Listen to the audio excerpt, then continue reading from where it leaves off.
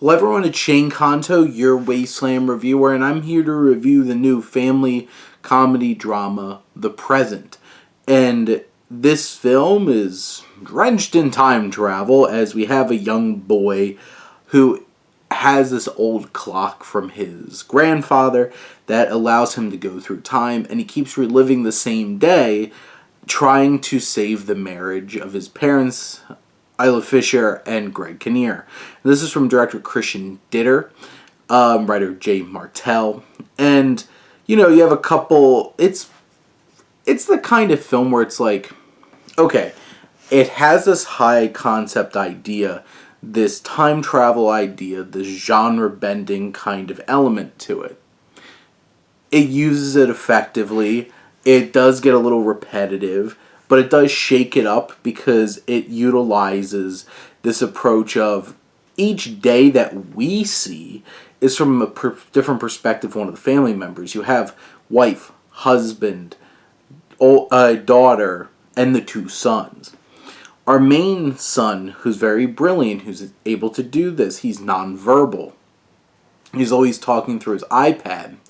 And this is that kind of film. And there's going to be an emotional payoff to that, because of course, this film feels so telegraphed. It feels, exactly what's going to happen. Each time, something's going to pull the rug out from under the efforts of this young boy and soon his sister to try to save his parents' marriage. When it's like, oh, we don't have any more options and we really have to do something, it's going to work out. It's that kind of film. This film's not going to surprise you. It's not going to really challenge you as a viewer. It has some, solid emotional beats. The characters are, especially like the kids, are a bit one note in terms of what they're doing. The parents, I think a lot of it goes to Kinnear and Fisher, who are bringing more to these roles than the roles actually are.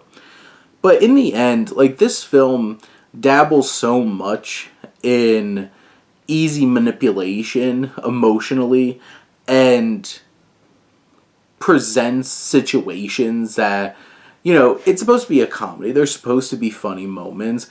It's very obvious humor with some physical humor and stuff like that. And I think this film's probably going to connect more with the younger audiences, and you'll probably enjoy this more watching it as a family with a younger audience members.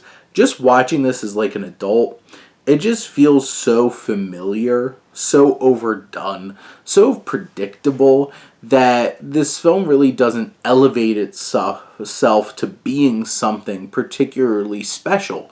But for 85 minutes, it presents an inoffensive family drama that can be viewed by the whole family and enjoyed on some level.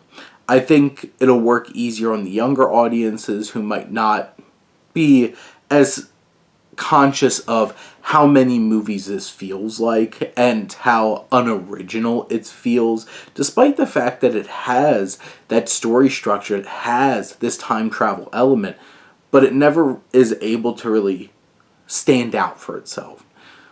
Two strong lead performances, and those elements aren't really enough to make this something that's going to stand out and stick with you long term, but it's an easily digestible film, bearable film to check out and kind of just move on. But those are my thoughts on The Present. Let me know what you think and let's talk some movies. But thank you as always for tuning in and supporting your Wasteland reviewer.